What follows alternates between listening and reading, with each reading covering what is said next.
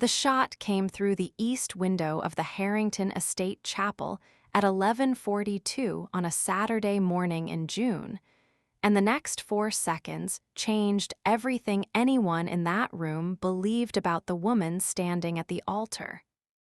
Not because of what the shot did, because of what she did. 231 guests in that chapel. The cream of Atlanta society, the old money families and the new money families, and the people who had been on every invitation list in this city for 30 years. My husband's family, his business partners, his college friends, his former colleagues who had watched him build a company worth $2.4 billion from a garage in Buckhead and who had all shown up in their best clothes to watch him marry the woman none of them had thought was right for him. The woman they had spent 6 months telling each other was not enough, not elegant enough, not from the right family, not the right background for a man of Elijah's standing. The woman they had smiled at and been polite to at the engagement dinner, while saying, behind her back and sometimes almost in front of her, that they did not understand what Elijah Harrington saw in her. That woman was standing at the altar in a wedding dress when the shot came through the east window. And in the 4 seconds that followed, in the specific unfolding of a moment that nobody in that chapel had prepared for, that woman did something that none of them understood immediately, and all of them understood before the morning was over. She did not run. She did not freeze. She did not scream. She moved with the specific practiced efficiency of someone who is trained for exactly this kind of moment and whose training overrides everything else when the moment arrives.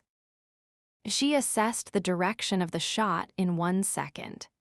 She identified the highest risk positions in the chapel in the second.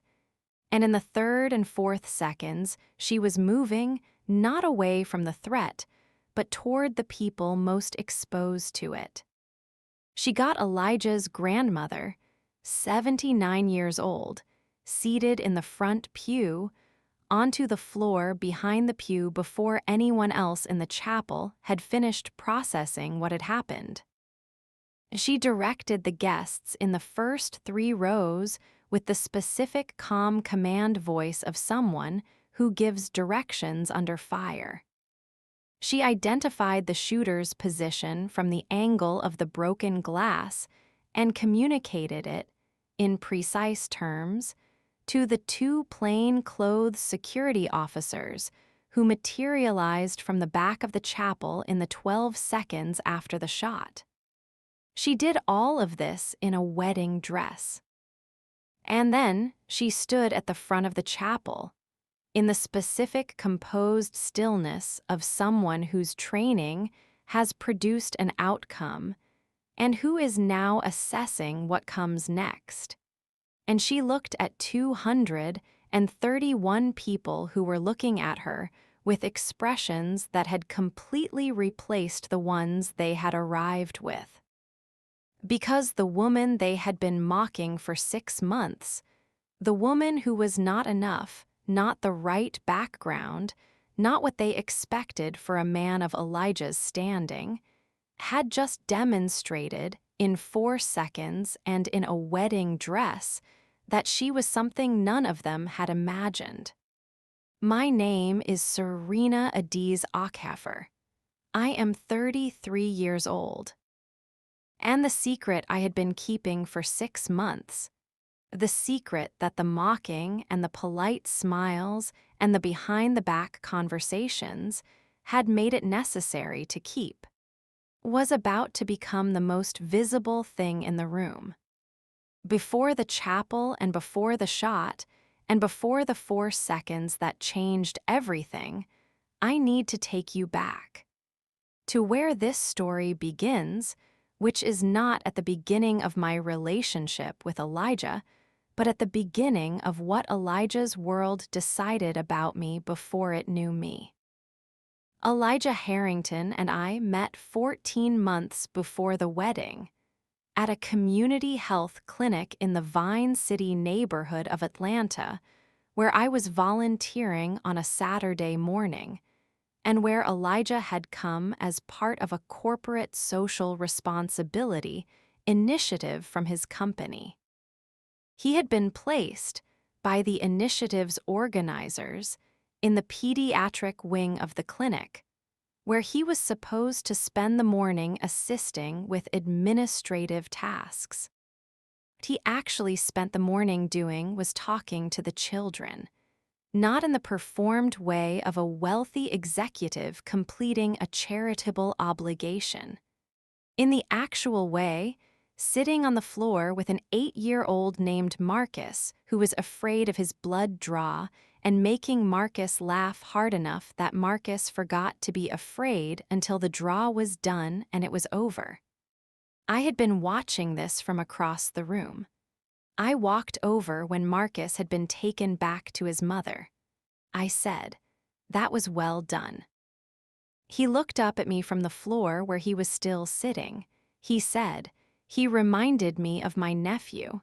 He is also terrified of blood draws and also much easier to distract than he thinks he is." I said, "You are very comfortable on a clinic floor." He said, "I grew up in the south side of Atlanta in a house that had no room for self-consciousness about floors." I said, "And now you own a company worth $2.4 billion. He said, "I do." Which is a strange fact that I have not yet become comfortable with in the way that people who have always had money seem comfortable with it. I said, "Why are you telling me that?" He said, "Because you looked at me like you were trying to figure out if I was real. And I wanted to give you accurate information." I looked at him. He looked at me, and something began. I want to tell you about what Elijah is, accurately and without the specific inflation that sometimes happens when we describe the people we love. He is not perfect. He is a man who built something extraordinary from nothing and who carries the specific complex psychology of someone who knows their own capability intimately and who has had to resist, for many years, the temptation to mistake capability for character. He is thoughtful in the way that comes from discipline rather than from ease. He is kind in the specific way of someone who chose kindness rather than inheriting it. He is also a man whose world had very specific expectations about who he would eventually marry. Those expectations were not his. They belonged to the world around him, the investors and the board members and the old Atlanta families, who had become his social context as his company grew, and who had developed, over the years of his success, the proprietary feeling that powerful men's social worlds sometimes develop about those men's choices. When Elijah brought me to the first significant event, a charity gala at the Harrington estate 14 months before the wedding, which is the Harrington family's ancestral property and which is managed by Elijah's mother, Patricia, the world's assessment of me began. I want to tell you what that assessment looked like, because I think it is important to be specific about the texture of this kind of thing.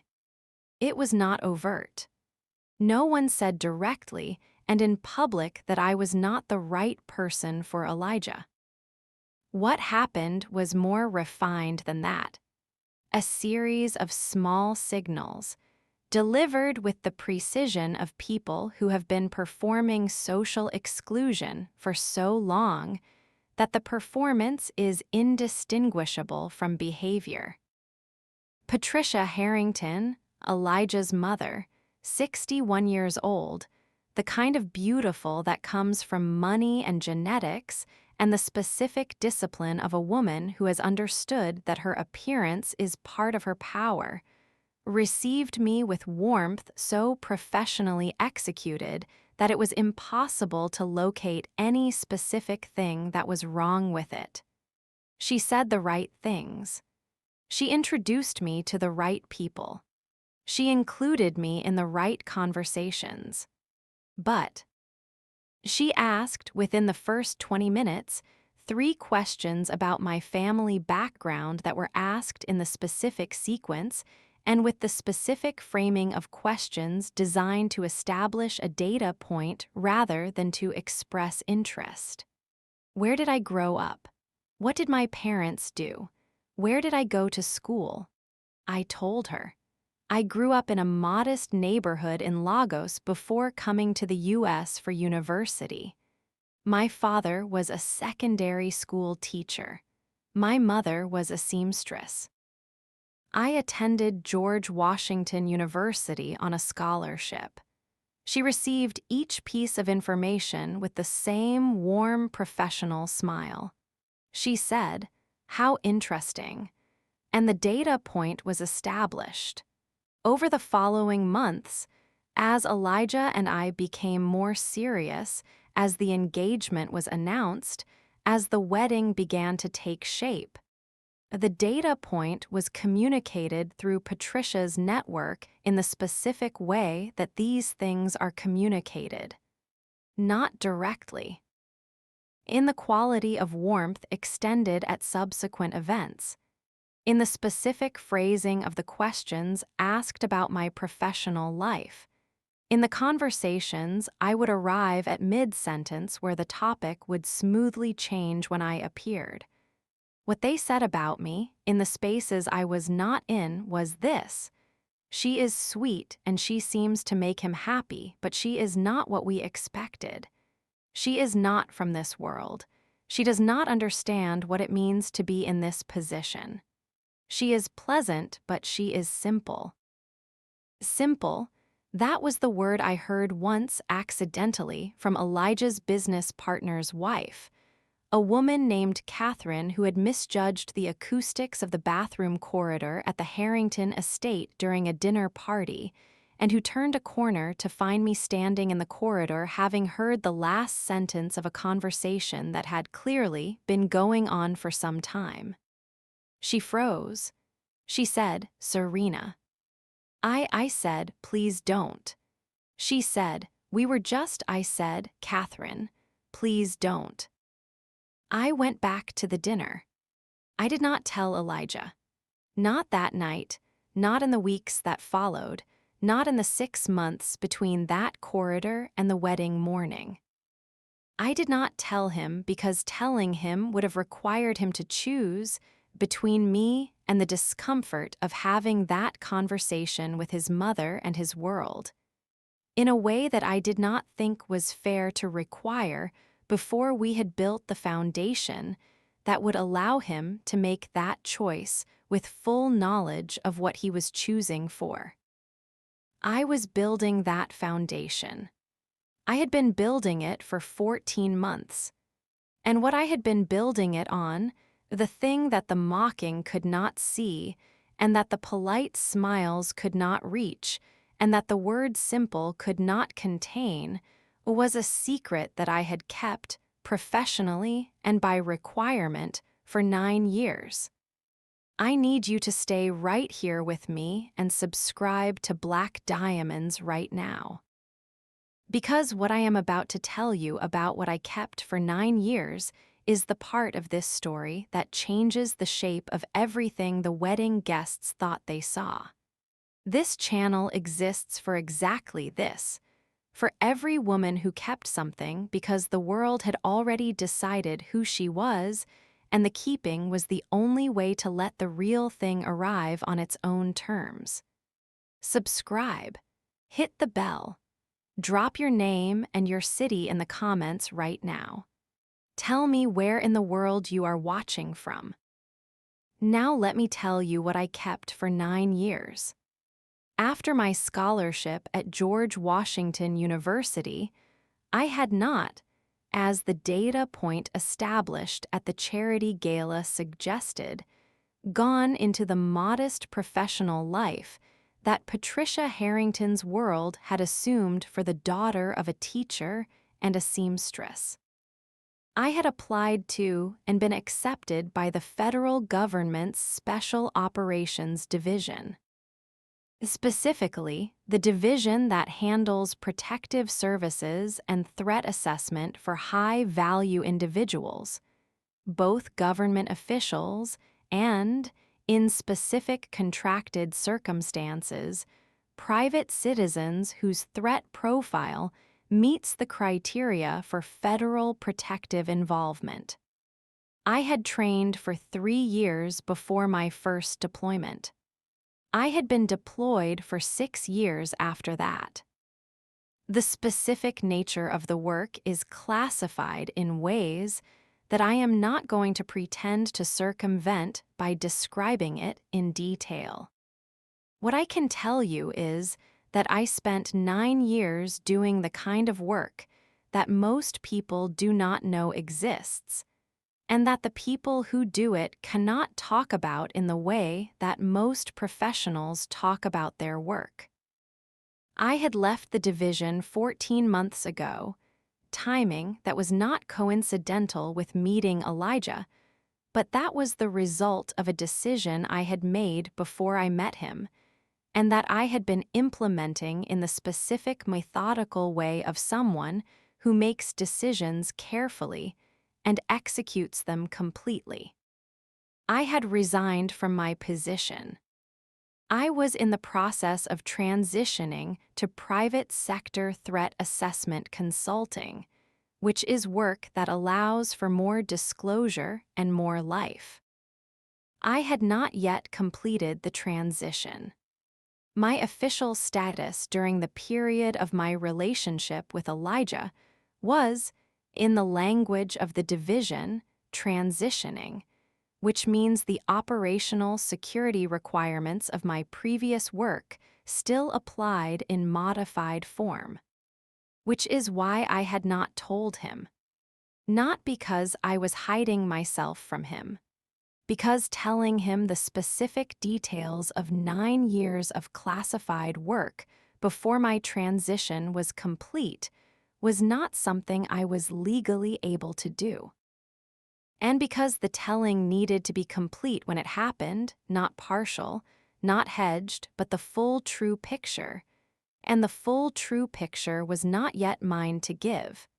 I had planned to tell him on our honeymoon. The attack in the chapel moved the timeline. The shot that came through the east window of the Harrington Estate Chapel at 11:42 on a Saturday morning in June was not random. I want to be precise about this because the precision matters. It was not a stray round. It was not an accident. It was a targeted shot fired by a man named Curtis Delgado, who was arrested by federal agents in the Harrington Estate grounds at 11:54, 12 minutes after the shot, and who was, as the subsequent investigation established, a former associate of a business competitor of Elijah's who had developed a specific grievance related to a corporate transaction from 3 years prior. Curtis Delgado had been planning the attack for 4 months. What he had not known, what the planning had not accounted for, was that the woman at the altar in the wedding dress was not who his research had suggested she was. His research had suggested that Serena Ockhafer was a pleasant and unremarkable woman from a modest background who was marrying above her station. His research had suggested that the greatest risk to his plan was the security detail that Elijah's company maintained for executive protection.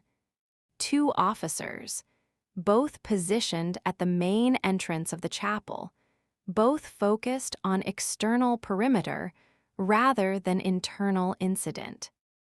His research had not found what 9 years of classified service looks like in someone who has been trained to not be findable.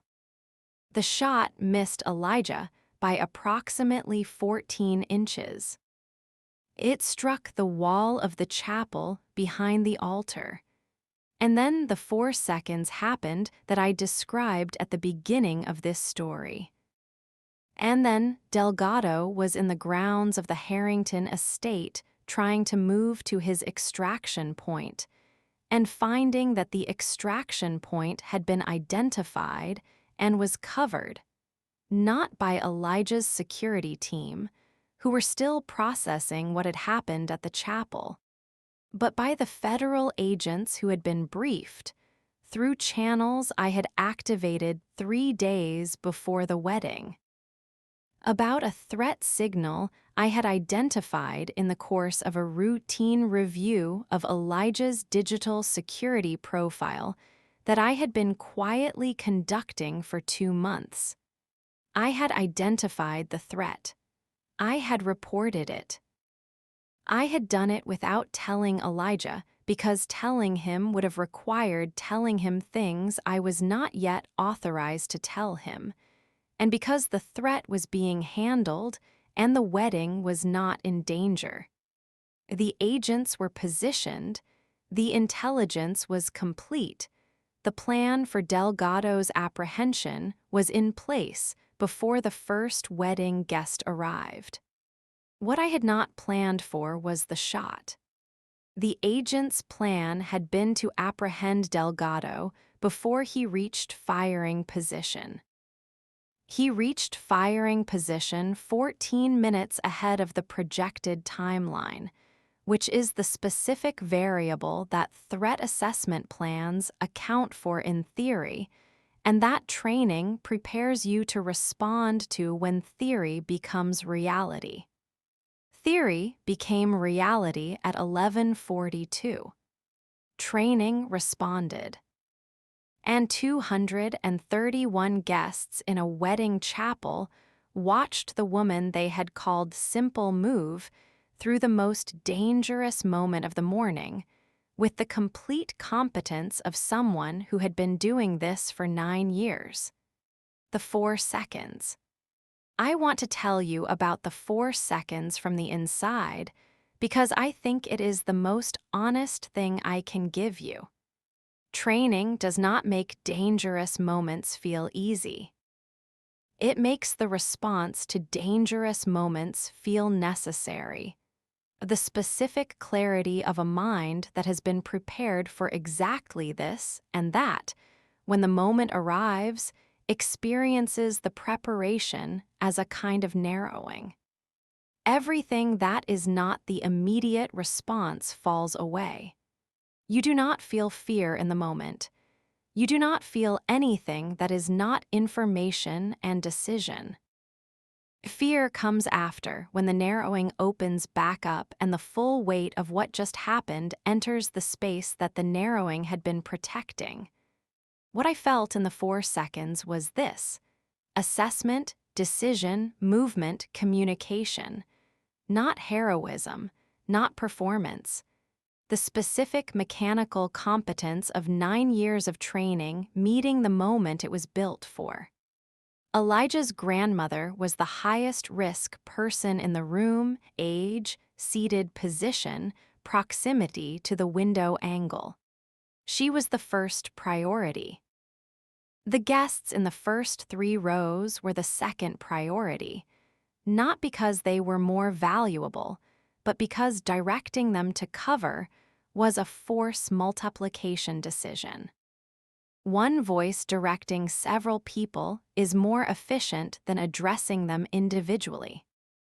Communicating the shooter's position to the security officers was the third priority, not the first, because the security officers' training meant they could locate the position on their own, but communicating it immediately reduced their response time.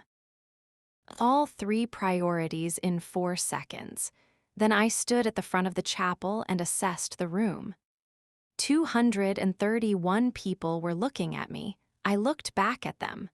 I said, in the specific calm command voice that is part of the training, "The building is secure. Everyone stay in your position until law enforcement confirms the all clear. If you have a medical need, raise your hand now." "No hands," I said. "Remain where you are. This will be over shortly."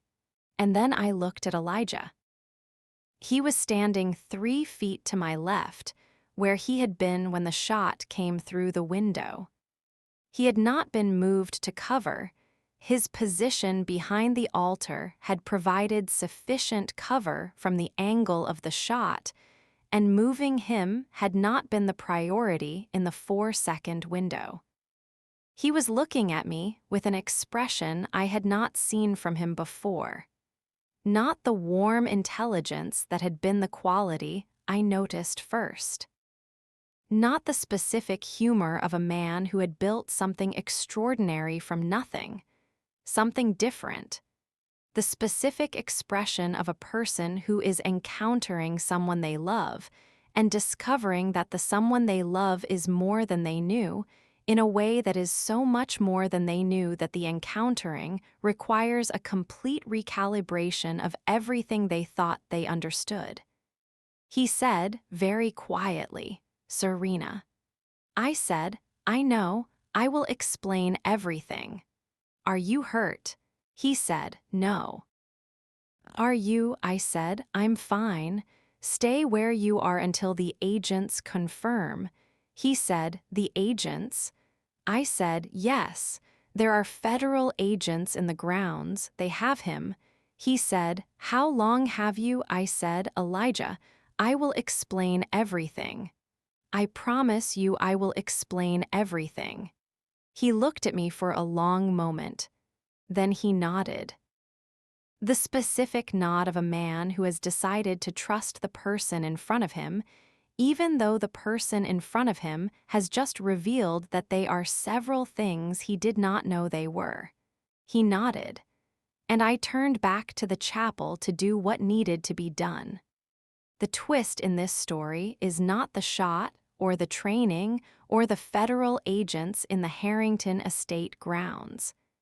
The twist is about Patricia, Elijah's mother, the woman who had established the data point at the first charity gala, who had received the information about my father, the teacher, and my mother, the seamstress, with the professional warm smile and the word interesting, who had spent 14 months being precisely, carefully, professionally kind to me while maintaining, within her network, the consensus that I was not what she had expected for her son. Patricia Harrington came to me in the vestry of the chapel 30 minutes after the shot, after the federal agents had confirmed the all clear, after the guests had been interviewed and released, and after Elijah had been briefed by the agent in charge on the full scope of what had happened. She came alone. She stood in the doorway of the vestry for a moment before she spoke. Then she said, "There is something I need to tell you." I was sitting on the vestry bench, still in my wedding dress. My bouquet was on the floor where I had dropped it in the first second. I had not retrieved it. She sat down across from me. She said, "My husband, Elijah's father, was in the military. He served for 22 years. He died when Elijah was 14 in a training accident that was not classified as combat-related, but that was, in fact, related to an operation that the family was never given the full details of.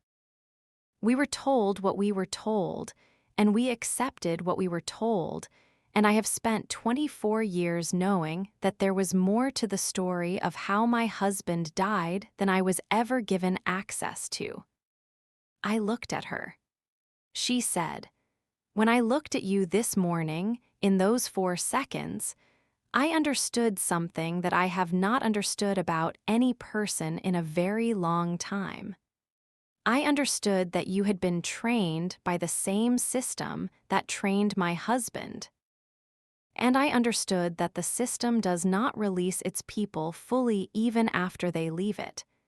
And I understood, looking at you at the front of that chapel in your wedding dress, that you have been carrying something that you could not fully give to my son yet because the carrying requires permissions that had not yet arrived. I said nothing. She said, I want to ask you something. I said, ask it.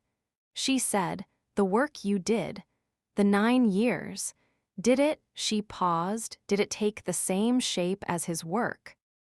His specific area. I understood what she was asking. It was not about my specific deployment history.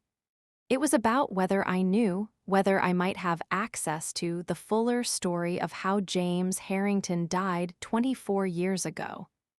I said, Patricia, I am still in transition. There are things I cannot tell you yet, but I want you to know that when my transition is complete, when I have full access to what I am able to share, I will tell you everything I can legally tell you about James. She went very still, not the professional still of a woman controlling a social situation. The deeper still of a mother who has been carrying a question for 24 years and has just been told that an answer might be coming. She said, you knew about James. I said, I knew there were records. I did not know if I would be able to access them. I still do not know what they will contain, but I will try. She looked at me for a long time, then she said something I had not expected. She said, I owe you an apology. I said, Patricia, she said, I owe you an apology that I want to give you completely and accurately, so please let me finish. I said, okay. She said, I have spent 14 months communicating to the people in my world that you were not what I expected for Elijah. Not directly. Not in any way that was technically unkind.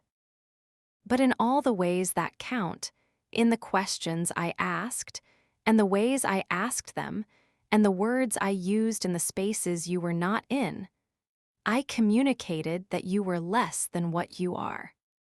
And I want you to know that the apology I am offering you is not because of what I saw this morning. What I saw this morning confirmed something, but the apology is not for being wrong about your capability. The apology is for making assumptions about your value based on information I chose to make relevant. Your father's profession, your mother's profession, the scholarship, none of those things are what a person is, I know that. I knew it when I was gathering that data, and I chose it anyway because my world had expectations, and I had allowed my world's expectations to become mine. I looked at Elijah's mother. I had spent 14 months watching her deliver professionally warm smiles over a data point she had decided mattered. I said, I accept your apology. She said, just like that. I said, just like that, because the apology is real and because holding it any longer than it needs to be held serves neither of us. She said, you are remarkable. I said, I am trained. There is a difference. The training made some things easier. The remarkable part, if it exists, came from somewhere else. She said, from your father the teacher and your mother the seamstress. I said, yes, exactly from there. She sat with that. Then she said, I would like to start again, if you will allow it. I said, I think that is a good idea. She said, can I ask you something else? I said, yes. She said the word simple in the corridor at the dinner party.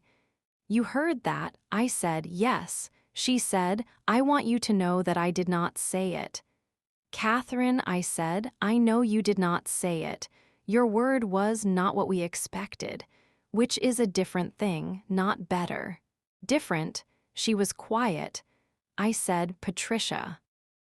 What you did not expect was someone who did not come from your world and who did not perform your world's expectations back at you. What you labeled as simple was someone who had no particular interest in performing those expectations because she had been doing something else for 9 years that required a completely different kind of expertise. That is not simple. That is a different kind of complex that your data point was not equipped to measure. She said, no, it was not. She said, I understand that now. I said, I know. She reached across the vestry bench and put her hand over mine. She said, welcome to the family. Actually, this time. The wedding resumed at 2:15 in the afternoon. Not in the chapel was a crime scene by then, and the federal agents had completed their initial processing, but it remained under restriction. We moved to the Harrington Estate Garden, which Patricia organized in approximately 45 minutes with the specific capability of a woman who has been managing events in that garden for 30 years, and who brought to the reorganization the full force of what she is capable of when she is completely engaged. She organized it beautifully. The garden was more beautiful than the chapel would have been. I said my vows to Elijah Harrington in the Harrington Estate Garden in the wedding dress I had been wearing since 11 that morning. At 2:15 in the afternoon, with 231 guests who had arrived to mock what they did not understand, and who had stayed to witness something they would not forget. Elijah held my hands through the vows. He said his with the specific voice he uses when he means something from every part of himself. When the officiant said, "You may kiss the bride," and Elijah kissed me, the 231 people in the Harrington Estate Garden gave us the specific applause of people who have revised their opinion about something important and who want the revision to be felt. It was felt. After, when we were in the quiet moment that weddings have between the ceremony and the reception, when it was just the two of us for a few minutes in the garden, Elijah looked at me and said, "I need to understand what just happened." I said, "I know, I am going to tell you everything." He said, 9 years. I said, 9 years. He said, "And you could not." I said, "I could not legally, not completely. And I needed to tell you completely when I told you at all." He said, "I understand that now. I want you to know that I am not angry about the keeping. I understand operational security. I understand that there are things that cannot be said before they can be said." I said, "Are you sure?" He said, "I am sure about the operational security piece. I am also," he paused, "I am also sitting with the fact that I introduced you to 200 people who decided you were simple, and that I did not push back hard enough on what I knew was happening in my world around you."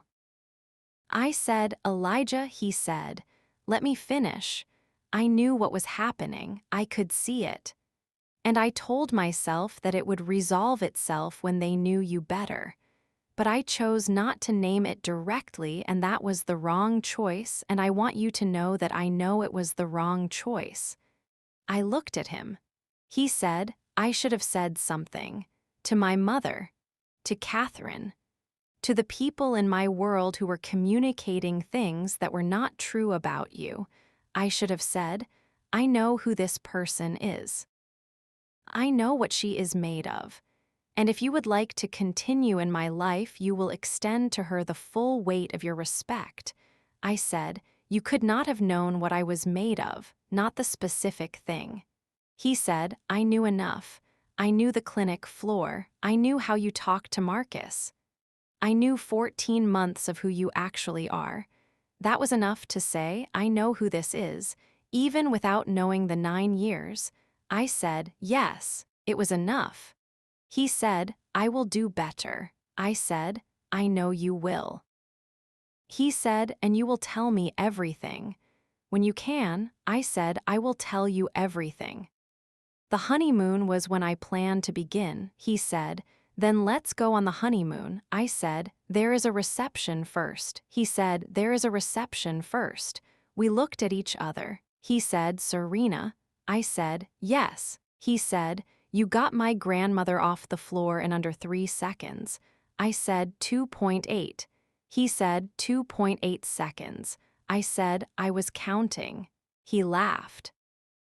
The specific full laugh of a man who has just understood that he married someone who counted the seconds while getting his grandmother off the floor in a wedding dress during a shooting, and he finds this, somehow, completely, the most wonderful thing he has ever heard.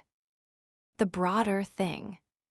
The thing that is bigger than the shot and the training and Patricia's apology and the garden wedding and the 231 guests who left with a revised opinion. There is a specific category of assessment that happens to certain women in certain worlds. The assessment is not about capability. It is not about intelligence. It is not even, in its honest examination, about fit in any meaningful professional sense. It is about legibility, the specific question of whether a person can be read by the tools the world has already decided to use to read them. Patricia's world had tools for reading people. The tools were family background, professional pedigree, institutional affiliation, the specific social performances that signal belonging in a particular ecosystem. I was not legible to those tools, not because I was less than what they were looking for, because I was something those tools were not designed to measure. 9 years of classified federal service does not appear on a LinkedIn profile. It does not produce the kind of social capital that a certain world recognizes as capital. It does not come with the markers that the tools are calibrated to read. The tools said, not enough. The tools were measuring the wrong thing. The tools are almost always measuring the wrong thing when they produce a verdict of not enough. What they are measuring is not the person. They are measuring the legibility of the person to a particular set of assumptions. They are measuring how well the person conforms to a story the world has already decided to tell. And when the person does not conform, when the person is something the story was not written for, the tools produce a verdict. The verdict is not enough, not the right background, not what we expected. Simple. The verdict is wrong almost every time it is delivered, because the person is never what the tools are measuring. The person is what they actually are, which is, in every case, in every story, in every chapel and gala and dinner party and corridor, more, always more. The shot came through the window, and the 4 seconds happened, and the tools had to encounter what they had been measuring incorrectly, and in the specific recalibration that followed, 231 people in a chapel in Atlanta began the process of learning to read with different tools. That process does not happen all at once. It happens in the moment when the verdict is confronted by evidence that the verdict was wrong. The evidence, in this case, was 4 seconds in a wedding dress. But the evidence is always there. In every woman who has been told she is not enough. The evidence was always there. The world just needed the right moment to look directly at it. I want to tell you what happened to Curtis Delgado because the story is not complete without it. He was charged with attempted murder and multiple federal charges related to the attack. The business competitor who had employed him was the subject of a separate federal investigation that had been running for 7 months. The threat signal I had identified in Elijah's digital security profile was the piece of intelligence that connected the competitor's operation to the planned attack.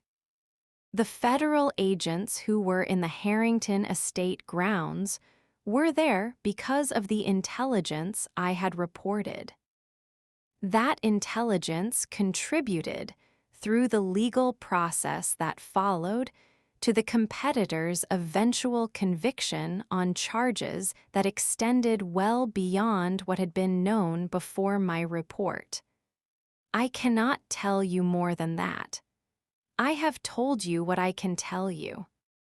What I can tell you is that Elijah's company is safer for what was built during the months before our wedding, and that the building of that safety is something I will continue to do, now not secretly, not in the constrained way of a woman who was keeping something until the keeping was no longer required, but in the full light of who I am. My transition is complete. I tell Elijah everything now. He tells me everything too. We work on his security together. He with the business intelligence that 9 years of building a company produces, and I with the operational intelligence that 9 years of classified service produces, and the combination is, as I would have predicted if I had been asked to predict it, significantly more effective than either alone. Patricia Harrington had dinner with us 3 weeks after the wedding. She sat across from me at our kitchen table, and she said something I had not expected, delivered with none of the professional warm smile and all of the actual woman underneath it. She said, "I have been thinking about what you said, about my word for you." I said, "Not what we expected." She said, "Yes. I have been thinking about why that word felt like a description rather than a problem, why I used it as data rather than as a question." I said, "What conclusion did you arrive at?" She said that I had decided what expecting meant and had never examined the decision, that I had inherited a set of expectations from a world I was born into, and had never looked at them directly long enough to ask whether they were mine or whether I had simply accepted them because they were available, and because questioning them would have required work I had not chosen to do. I said, "That is a very honest conclusion." She said, "I am working on being more honest." It is more uncomfortable than the professional warmth. I said, "Yes, it usually is." She said, "But more real?" I said, "Yes, considerably more real." She said, "I have a question about James, about what you might be able to find." I said, "I am working on it. It takes time. The channels are slow." She said, "I know, I have been waiting 24 years. I can wait longer." She said it with the specific dignity of a woman who has learned to carry something for a long time and who knows the difference between carrying it alone and carrying it with someone who is looking for the answer alongside you. I said, "You will not wait alone." She said, "I know. Subscribe to Black Diamonds right now. Please, hit that notification bell. Drop your name and your city in the comments below because this community was built for this story. For every woman who has been measured by tools that were not designed for her. for every person who kept something not because they were hiding, but because the telling required a completeness that the moment had not yet produced. Drop a heart if you have ever been told you were not enough by someone who was using the wrong tools to measure you. Drop a heart if you have ever carried something that could not be said yet because the saying required permissions that had not arrived. Drop a heart if you have ever been called simple by someone who did not understand what kind of complexity they were looking at. Drop a heart for Patricia, who chose to be more honest even though it was more uncomfortable. Drop a heart for Elijah's grandmother, who was on the floor in 2.8 seconds. Drop a heart for Marcus in the pediatric clinic, who laughed hard enough to forget about the blood draw. Drop a heart for the bouquet on the vestry floor that I never retrieved. Drop a heart for the garden wedding that was more beautiful than the chapel would have been. Drop a heart for every woman whose evidence was always there, waiting for the world to look directly at it. This is Black Diamonds. We see you. We have always seen you. Next week on Black Diamonds, a woman who had been a domestic worker in a wealthy family's home for 11 years, who cleaned the same rooms and cooked the same meals and was invisible in the specific way that domestic workers are made invisible by the families they serve, who discovered, on a Tuesday morning when she was alone in the house, a set of documents in the home office that revealed that the family's patriarch had, 22 years earlier, stolen the patent on a piece of technology from her own father. What she did with those documents, what her father said when she called him, and what happened in the boardroom when she walked in with a briefcase she had been building for 3 months. That story is coming. Make sure your notifications are on, because what was in that briefcase changes everything that family thought they owned. Until then, this is Black Diamonds. We see you. We have always seen you.